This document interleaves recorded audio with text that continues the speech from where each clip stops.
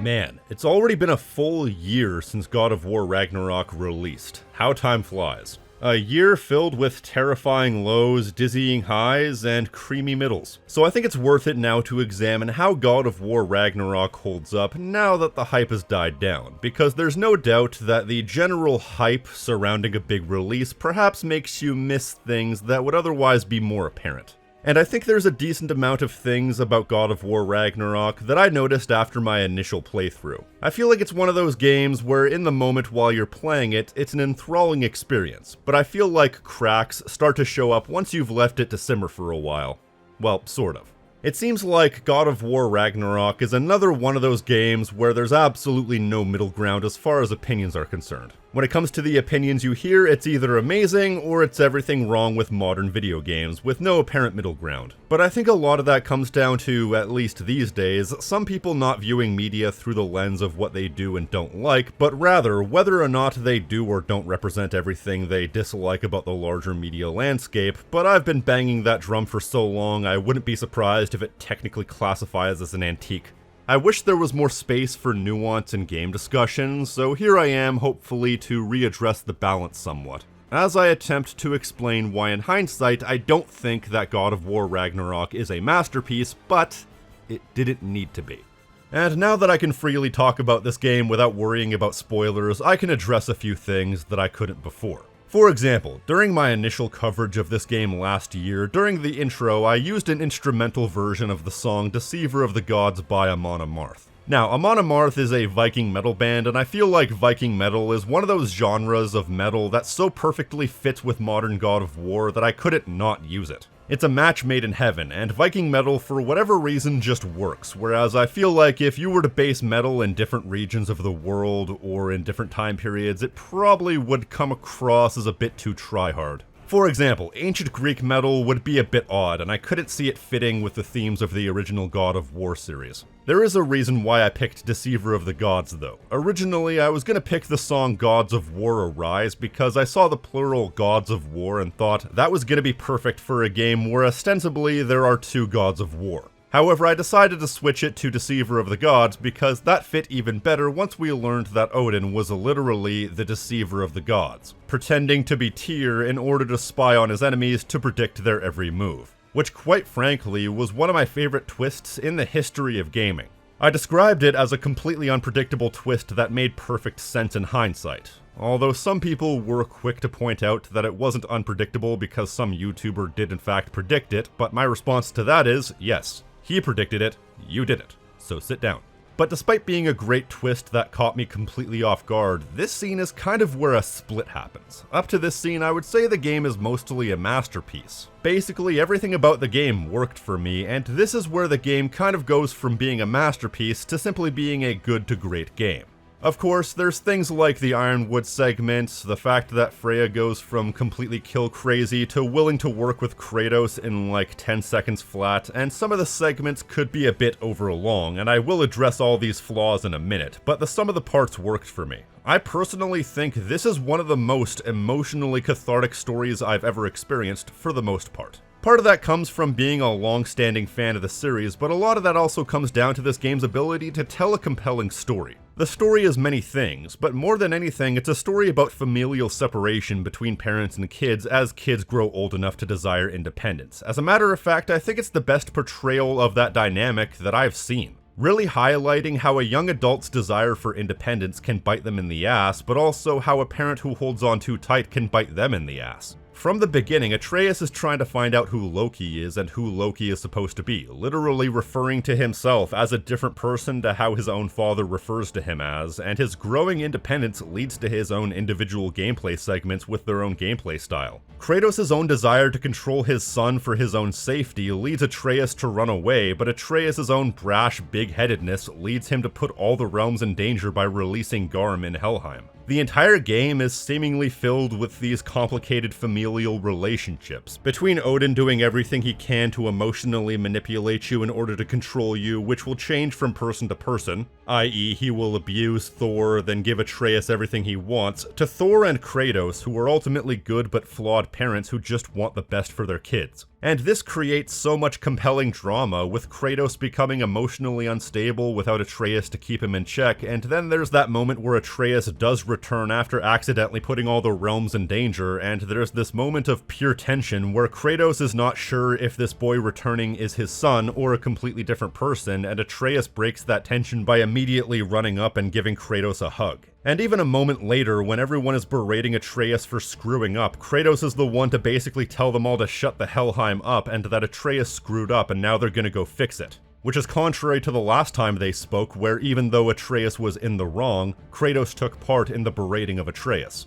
And now Kratos is the one to stand up for him and help him fix things, which really shows his progression as a good father. He stood up for his own son like any good father would, which is juxtaposed against Odin's relationship with Thor, where he basically verbally berates Thor into line to the point where Thor doesn't even bother fighting back, and he drowns his obvious lifelong of trauma with alcohol, which is a cycle of abuse which is being passed down to his own daughter Thrud, which is a surprising twist because we're so used to seeing Norse gods, especially Thor, as being unstoppable killing machines, to the point that when you actually see these mental health struggles, it really paints the gods as being more human than we would ever possibly have thought. And this whole Atreus-Kratos dynamic is paid off in such an emotionally satisfying way when Kratos and Atreus sit down and are able to admit their wrongdoings, and Kratos does something brave that very few parents are able to do.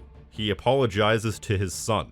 Think about that. I can't speak for every parent in existence, but from my experiences, there's always this understanding that in familial relationships, the parents can't be wrong, especially when dealing with a teenager. There's this understanding that the parent is older and smarter, therefore they can't do wrong, even if they are wrong. And Kratos does fall victim to this mindset a lot, especially in not being able to trust Atreus with his own secrets, while Kratos himself has kept many things from Atreus. And Kratos even claims that's different, but without anything to back it up. However, they're able to mutually admit that they both were wrong and that they both need to do better. But stuff like this is why I believe that Kratos in this incarnation is one of the best examples of pure masculinity that I've ever seen, because what is more masculine than being able to admit your wrongdoings and set a good example for your kid? No amount of severed heads or women slept with will ever be as brave or as manly as this moment. And that's the thing that really works for me when it comes to this story, is that the characters are so human.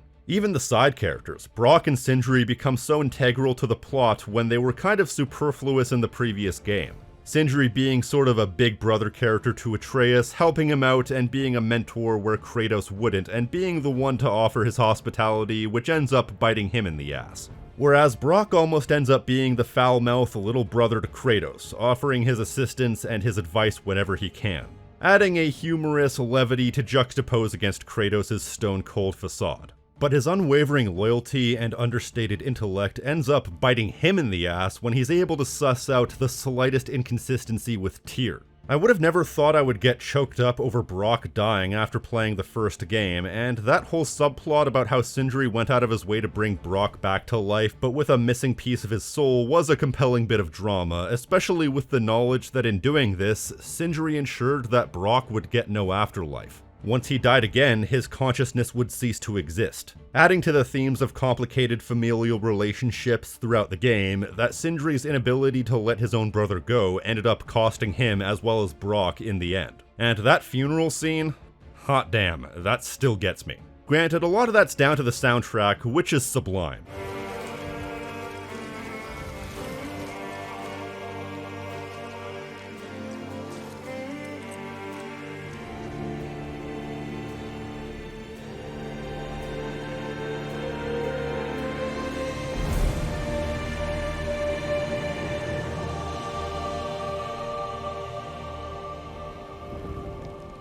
Soundtrack of the year, by the way, and don't you forget it. Matter of fact, Blood Upon the Snow has been basically living rent-free in my head for the past year.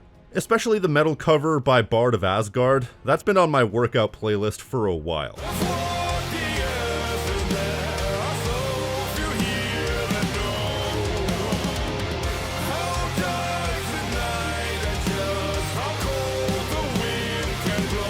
But speaking of soundtrack of the year, I kind of wanted to talk about the award situation last year as well. because at the Game Awards, Ragnarok won 6 awards, so I was glad when Elden Ring ended up winning Game of the Year, because at least that meant that Ragnarok didn't sweep the awards with painstaking predictability, because 7 awards would have given it the same amount of awards as Elden Ring, Final Fantasy XIV, and Stray combined. I'm opposed to any one thing sweeping an award show, and I think that the Game Awards show in general is a bit of a mess, and they really need a larger and more diverse set of awards, at least depending on the availability of award-worthy games. And they really should limit the amount of awards to any one game to like 5, because even fans of The Last of Us 2 have to admit the way that game swept the 2020 awards was really wearying. Although at the 2022 Game Awards, it was funny to watch Sonic Frontiers lose the Fans' Choice Award after all the shit they talked. I saw it with my own 2 eyes. They accused Genshin fans of, among other significantly less pleasant things, using bots, and then turned around and used bots themselves. And once we took out all the bot votes, they deserved to lose that award. But anyways, I think where the story really stands out is in Kratos' arc. I've already covered this previously, but it really does bear repeating how great his character evolves. Because the entire idea behind this game is that he's seen that he's destined to die at Ragnarok, and he needs to prepare Atreus for having to survive on his own while not being able to admit this, which is part of what drives the wedge between the two of them. But also, the entire game revolves around this idea that the old Kratos is still just there, buried underneath the surface, and the entire universe seems determined to bring him out. Right from the beginning, Thor wants to see the old Kratos, not this old washed-up shell of his former self, as Thor would describe it. Even before that, he almost accidentally kills Atreus when he turns into a bear, which echoes to his past life where he killed his own family. And then throughout the rest of the game, there are multiple instances where he's struggling to keep his own emotions in check and sometimes even fails to do so. Or perhaps he's forced to bring out his old self, like in the case of Heimdall. He's being pushed and pulled in multiple directions both by his family and by his desire to be better until he ultimately decides that even if it means he has to die, he's not letting the ghost of Sparta out. He is going to be better come Helheim or high water, which also plays into the overall themes of the modern God of War games of Kratos trying to get away from his past. Some may not like how modern Kratos is represented, but short of being the exact same thing, these games really showed the only natural evolution of a character like Kratos. He says very plainly that the death and destruction of Greece did nothing to quell his guilt. I paid back their blood 1,000 times and burned Olympus to the ground. Yet, the guilt remained. Perhaps you will kill me, Freya, but it will bring you no peace. So he's had a lot of time to stew in his own mind, and the result is a much more closed-off person wanting to be better but still haunted by his misdeeds. All the overarching themes and major story points are great. And then of course you have all the little moments that were really emotionally resonant, too many to go over all of them. We'd never seen Fenrir before the intro, but watching Atreus struggle to let go of his pet who is obviously dying made me choke up. It was especially bad for me because when the game came out, I had recently lost my best friend named Gambit, who had to be put down due to an aggressive cancer. So this was a very raw wound for me. I didn't mention this in any of my previous coverage at the time because I'd already mentioned it several times in a few months at that point and I didn't want to overstate it. Then furthermore, when we're able to put the soul of Fenrir into Garm so that Atreus gets his best friend back, there was a lot of vicarious catharsis for me personally during that scene. And there continues to be. All the scenes between Kratos and Odin where they're trying to read each other and you could cut the tension with a knife are great. Then the scene where Kratos has Brock bless the Draupnir spear really showcases how much Kratos respected Brock, while revealing that Brock had part of his soul missing. Then you have the fight with Thor, which is awesome in its own right, but then they do a diegetic game over screen and revival where Thor shocks Kratos back to life after killing him, mixing gameplay and story in a frankly badass way. These are only a few of my favorite moments. Granted, I will say the intro didn't quite hit as hard the second time, mostly because you know what to expect, and in that respect, you'd think that the Ironwood, the worst part of the game, would be not so bad the second time around, but you'd be wrong. As a matter of fact, it's worse, because at least the first time there's a freshness to what's going on, but in this case, I'm both bored out of my mind and I know exactly what's going to happen. The fact of the matter is, there are sections that are just as long, if not longer, than the Ironwood. The Ironwood itself takes roughly an hour and a half to 2 hours. Plenty of the sequences in the game are longer than that. The problem is, this section is so slow-paced it feels 4 times as long as it actually is. Everything just crawls along in the most boring way possible. Plus, nothing really happens. It's just a whole lot of exposition and Agrabah's personal drama placed alongside general housekeeping tasks. Let me get something straight. I was rooting for Agrabah because there were a lot of people out there who were arguing against her mere existence on principle, which I thought was stupid. And you know, it's funny because unfortunately, aside from being the token love interest, Agrabah doesn't really add much to the game from a character standpoint. She's quirky, but she only shows up a handful of times, and as much as I've tried, I really don't find her very interesting. Let me get something straight. I was rooting for Agrabah because there were a lot of people out there who were arguing against her mere existence on principle, which I thought was stupid. But you gotta wonder if the game would be better without the Ironwood. But with that said, Agrabah was important in that she did educate Atreus on the whole giant thing, so you can't just eliminate her without having to restructure the whole story. So here's what I think should have happened. They should have made Agrabah significantly older and had her play more as an older sister figure rather than a love interest for Atreus. Then you have her exposit everything she needs to exposit to Atreus in like 20 minutes, cut out the nature hike, cut out the stuff with Agrabah's grandmother even though it fits in the game's larger themes of familial turmoil, and play everything else the same. That way, her occasionally showing up to help Atreus with giant-related stuff doesn't need to rely upon the fact that he likes her, which they really didn't have enough screen time together to properly flesh out. She can just be a more impersonal, minor character in the grand scheme of things, and I think his love interest should have actually been Thrud. They spend more time together, they have way better chemistry, and I just find Thrud a much more compelling, interesting, and well-rounded character. Plus, she's also significantly more important to the story at hand, and has her own story going on. Though she does appear to be quite a bit older than Atreus, probably late teens, early 20s, but it wouldn't be that hard for them to switch around Agrabah and Thrud's age. So if you fixed these issues, and maybe fixed a few other issues, such as Freya going from kill crazy to willing to work with Kratos far too quickly, the first 2 acts of the story would basically be perfect. I'll talk about the 3rd act in a minute. I will say though, unlike the intro, one of the things that was definitely improved on a second playthrough was Tyr.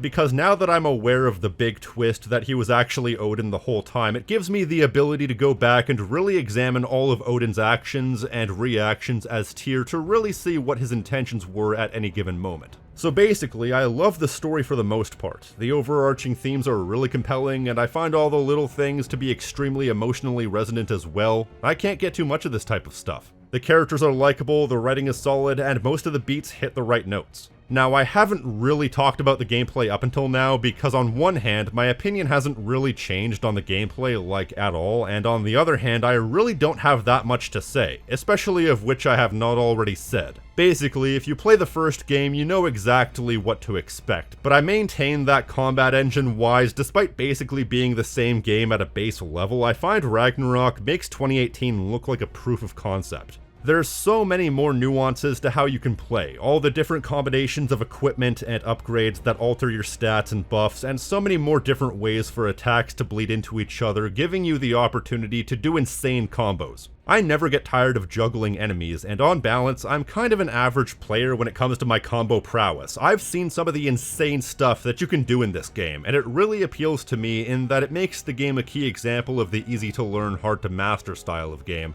And it helps that the combat is generally well made. The audio-visual feedback is great, and there's an extreme variety of different attacks and attack styles between the 3 different weapons you can use: the Blades of Chaos, the Leviathan Axe, and later the Draupnir Spear. Each of these weapons fill a different specific purpose and are contextually useful. It may be disappointing to some that the modern God of War games have so few weapons, but I appreciate it that they're able to pare it down and focus on refining what was there instead of having some good weapons and also some not so good weapons. And they all feel good to use, so no harm, no foul. In fact, the situational variety of the combat engine is such that it means that the menus are horribly designed. Seriously, coming back to this game after a year was like trying to decipher Latin, trying to figure out which button to press where and how the items were sorted, which menus to go go into in order to upgrade something, or if it was only upgradable at the forge. It was pretty rough. But the funny thing is, despite being an action RPG, you can pretty much ignore the RPG elements. This game is still very doable, even if you don't focus on specific stats and just pick whatever items give you the best attack and defense.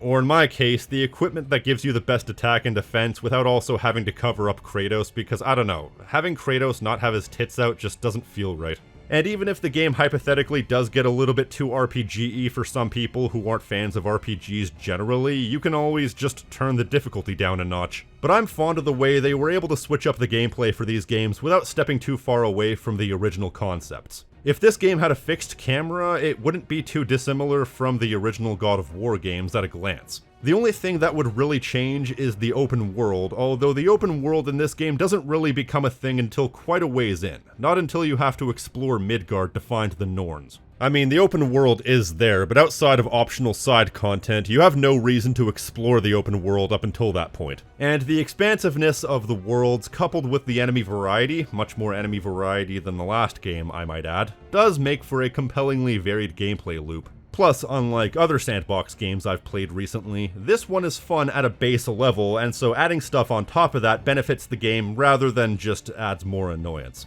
It's a genuinely smooth, satisfying, impactful, well-built combat engine that's flashy and detailed with plenty of worlds to use it in. Of course, this doesn't apply to everything, such as the aforementioned Atreus sections, which I still think are a bit lame, but now that I'm playing in New Game Plus and have unlocked some cool abilities, the gameplay has come into its own somewhat. But I still maintain that this gameplay isn't quite good enough to have carried the game on its own, so it's good that they kept them to singular chunks of gameplay throughout the game. And I guess other than that, there's really not much for me to bring up. There is one thing I'd like to address though, but it requires a bit of backstory. Outside of my Patreon, I don't do podcasts like ever. Because for one, podcasts require spontaneity, which is not one of my skill sets. And two, I have no personal interest in starting my own podcast, and as far as guest starring, I barely have enough time to maintain my own existence, so it's hard for me to commit time to another person's project. However, I was on the Unversed cast last year for Ragnarok, but that was a special occasion because that podcast is ran by three of my best friends. Exoparadigm Gamer, King K, and Rule, though in this case Ryan was subbed out for Christopher Judge. So, what's our first impressions of Dad of Boy Rabadoo? It reminded me of Phineas and Ferb. In what way? I remember Exo, the game designer that he is, brought up the idea that the camera being too zoomed in required them to have attack indicators and characters giving out enemy positions in a lot of combat scenarios, and so because the camera is so zoomed in, they needed to add these in order to make the enemy positions known to the player, and therefore the game wouldn't work without it. But that's kind of a non-issue to me because that's like saying this drum set wouldn't be complete if you took away the snare drum. Well, it's a good thing we didn't take away the snare drum then. Is the camera too zoomed in? I thought it was fine, but I wouldn't blame you if you thought it was. But to me, all the aspects of combat were there that needed to be there for it to work. So I think it's pointless to complain about hypotheticals. Though in fairness, I would really love an option to turn off mid-combat dialogue because I really don't need people telling me that I'm on fire when I'm on fire. That should be self-evident. And another general issue I have with these games is thus.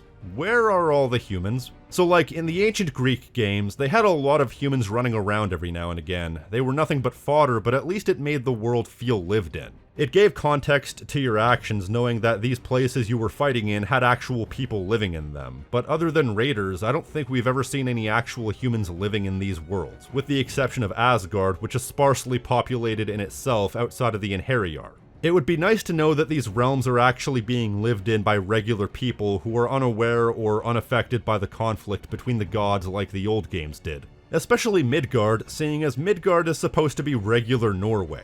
That's one thing that I will say about these new games, is that the realms never really felt lived in. And there's a lot of space to live in because, let me be clear, this game is absolutely huge, almost to a fault. Aside from practically every realm you can visit in the sandbox, crawling with secret areas and minor encounters, there's also a pretty significant host of side content, and one of the things I love about the side content in this game is that it all feels completely consequential. Because a lot of side content in a lot of games is just about going to a place and doing a thing that's not relevant to the plot, whereas every bit of side content in this game builds the world, furthers the plot, and fleshes out the characters. To the point that the side content feels like main content despite the fact that it's completely optional. And it makes everything about this game feel important and worth doing, even if I don't necessarily have the time to do it all. Though like I said, it's almost to a fault, and that's because this game is so massive, so full of content, and so long that it almost borders on self-indulgence. And as a result, it feels like they couldn't quite fit everything they wanted to fit into the game the way they wanted to fit it. Hence the final act of the game. Like I said, there is the other side of the split, which is following the death of Brock and the preparation for Ragnarok, as well as Ragnarok itself. As it is, I remember thinking a couple of weeks after release that Ragnarok is a game that's great while you're in the action, but has cracks that start to show themselves once you take a step back for a little while. But to me, very little of the first 2 acts of the game had my opinion change over time. It was just the final act of the game. I think as far as takes go, the idea that this really should have been split into 2 games is a take as cold as Fimbulwinter itself. Mostly because the entire back third of the game felt really truncated, and the part of the game that really suffers the most was the final battle in Asgard, Ragnarok. The storytelling was pretty good, but as far as gameplay is concerned, you really don't have that much. You run up a linear path for a while, fighting a couple of enemies, then you fight Thor, and then you fight Odin in what is honestly a really disappointing final boss. Especially given that it's a 3-on-1 smackdown with only 2 stages, and on normal difficulty, Odin goes down like a chump. And a lot of things that really should have been big deals really weren't. Thor fighting the World Serpent happens way off in the distance. Fenrir is a glorified cameo, despite the fact that in actual Norse mythology, Fenrir was the being destined to kill Odin. Then there's that mysterious mask tied to the rift, which is a plot MacGuffin through the entire game that amounts to literally nothing. I really thought Odin should have put on the mask and taken on his final form or something.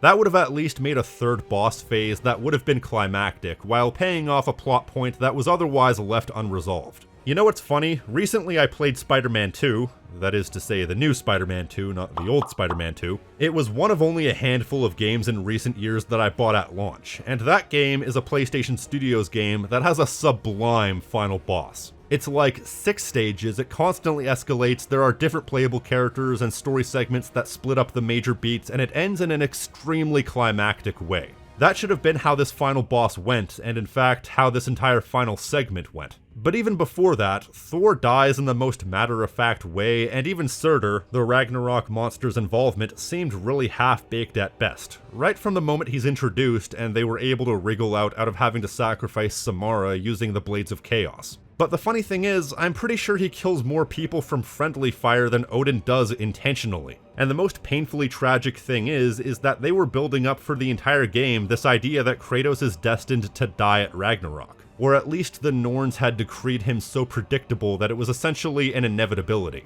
But from the moment Ragnarok starts, I never felt that Kratos was actually in any real danger. If you're able to kill and revive Kratos within the story in the intro, you can have him take a few critical blows here. So the last chunk of the game drops the ball heavily. It's too quick, too small scale, it has a really confusing story progression, which is funny because everything up to that point was written and paced really well. Arguably paced a little too slowly, but that's besides the point. But I can pinpoint the exact moment that things go a bit pear-shaped, and that is the moment that Brock dies. If you ask me, this really should have been the cutoff point where the game ended. Heimdall is dead, Brock is dead, Ragnarok is an inevitability, Odin reveals himself, although I would have also had him keep the mask. Then Kratos and Atreus abandon the cause. Them coming back could be your cliffhanger credit sequence. Then the entire game could be them preparing for Ragnarok, getting allies on board, preventing sabotage, and so on. Then f*** it, why not? You can have Ragnarok be a 3-hour chunk of gameplay. Then my pitch for the final boss would go like this. Once you've fought your way through Asgard and you get to Odin, you can have the first phase as Kratos versus Odin, with Atreus also there, obviously. And then at the end of the phase, you have Odin deal a critical blow to Kratos, ostensibly killing him, and then that lights a fire under Atreus' ass, from which you can have the second phase of the fight playing as him. Then the phase ends with Odin overpowering Atreus, only for us to go back to Kratos' POV as he's in an ethereal dreamscape. Have him be forced to walk the path of all his greatest misdeeds and regrets. All the innocent people he's killed, all the horrors he's caused in his past. And then I would have it shift to where he's then faced with all the people he's done right by. Calliope, Deimos, the last Spartan, the Spartan warrior that Atreus got his name from, Brock, and finally Faye standing at the end, telling Kratos that death has not yet earned him. Then by the power of Faye, Kratos wakes up, sees Odin choking Atreus, and goes goblin mode, absolutely mauling Odin until they end up in the cavern under the cabin, at which point Odin has no other option and assumes the power of the mask, and now Kratos, Atreus, and Freya lay the smackdown on Super Odin. And then once it's all over, you can have the ending be the same, because all that stuff with Kratos and Atreus in the epilogue is absolutely perfect as it is, as well as the funeral scene. I think that would have been a much more satisfying conclusion to the story. So then you can have the second game be God of War Fimbulwinter, and then the next game be God of War Ragnarok. I think that really should have been how this went, because if I'm being honest, God of War Ragnarok was very close to being a pristine game in my opinion, like a 10 out of 10, as close to perfect as you can get. Right alongside God of War 3, but then fumbling the ball at the 11th hour as well as the Ironwood really takes this game down a few pegs in retrospect. So yeah, I think that in hindsight, God of War Ragnarok is not a masterpiece, but then again, I don't think it really needed to be. You see, this is what I really hate about online discourse in regards to games, is that there really is no nuance in these discussions anymore. Something is either a perfect 10 or it's the worst thing since cancer. This is what happens when games journalism uses a 7 out of 10 as the new 5 out of 10. Yes, this game is not a masterpiece in my opinion, but that still doesn't take away just how emotionally resonant this game was for me. All the cracks that appeared after I finished playing the game doesn't take away from the fact that I genuinely shed a tear at multiple points during this game. Besides, I'm not sure I would classify anything in this series outside of God of War 3 a masterpiece either. Ragnarok is better than the prequels, it's better than 2018, and I would probably put it on the same level as 1 or 2. Even though they're basically incomparable. I love these games, but I will admit that they're flawed to some extent. But as a self-professed God of War fanboy, I will admit that I love all these games, except Ascension. I'm not saying you can't criticize these games, although some people will certainly say that I am. All I'm saying is keep things in perspective. There's definitely things not to like about this game, and it's entirely possible that these games just don't work for you. One of my best friends, Rule, has admitted to not liking modern God of War, but he's a sane, rational person about it. All I ask is that you be rational about these things, consider the nuance, and consider the fact that just because something's not a 10 out of 10 doesn't mean it's a 0 out of 10. And another thing, all I request is that whatever you have to say about these games, that it's your own opinion. And this goes for games and media universally, because it's becoming a concerning trend that I see where people will speak with authority on games they've never actually even touched. You see, a lot of people will watch a YouTube video and then just regurgitate what that person says as if it's their own opinion, often denying they're doing so. I have a friend who will remain nameless who had a Discord server for his Patreon, and there was somebody in his Patreon server who genuinely went on for months upon months about how much of an abomination the modern God of War games are, and how much it ruined God of War. I believe he even used the phrase, "this is the thing that's killing Sony" at one point. But then he was actually later exposed for not only not having played modern God of War despite claims that he had, but he was backed into a corner and forced to admit that he'd never actually played any God of War. Which really just says to me that nothing of what he was saying was actually his own opinion, but rather a parroted opinion from someone else. And that's just one example. I've seen this so many times for so many games, where people outright admit that they've never played the games that they're bashing. Here's the God's honest truth, or the God of War's honest truth. I need to workshop that. Every work of critique is put through some layer of bias, whether the author intends it to or not. So no matter how objective somebody wants to be, you are inherently listening to someone's opinion, meaning that if you parrot what they say, that's inherently not your own opinion. And it's intellectually dishonest to pretend it is. Plus, if you base your opinion on secondhand information, that's also not your opinion, because watching a Let's Play will never, and I mean never, substitute for actually playing a game. There is so much more nuance that goes into an experience when you're playing a game versus watching it be played. And once again, to pretend that's not the case is intellectually dishonest. So basically, don't speak with authority on things you haven't personally experienced yourself, because a second or third hand experience is never going to be a substitute for first hand experience. And if you try to speak with an authority on something you haven't experienced firsthand, you're going to make yourself look like a fool. This is undeniable, and I've seen it so many times. Authority is driven by experience. And I'm not saying you can't discuss things, all I'm saying is don't speak with authority. There's a big difference between discussing things you've heard and speaking with authority. Alright, well I'm gonna get off my soapbox now, because that's all I really have to say about God of War Ragnarok. So, if you like what I do here and want to support the channel, you can like this video, leave a comment telling me what you think, subscribe, and hit the notification icon so you're always up to date on what I'm doing. And if you want to support me in a more direct fashion, you can pledge to my Patreon for unique perks and rewards such as early access, Discord benefits, and exclusive content along with these fine folks right here.